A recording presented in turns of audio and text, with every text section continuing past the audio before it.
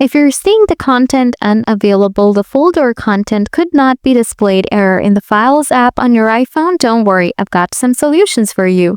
Here's how to fix it. Solution 1, offload the app.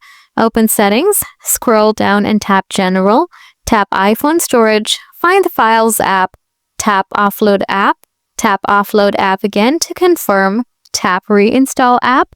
After that, try to check if the issue is resolved. Solution 2, sync iCloud.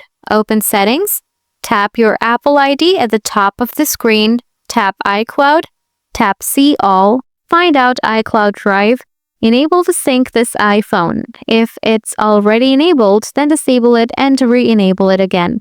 Before you do anything, try using document apps on iPhone. First, install the third-party document app on iPhone from App Store. Now open this app, find out the file and check your issues. By following these steps, you should be able to resolve the content unavailable error in the Files app on your iPhone. If this guide helped, let me know in the comments below.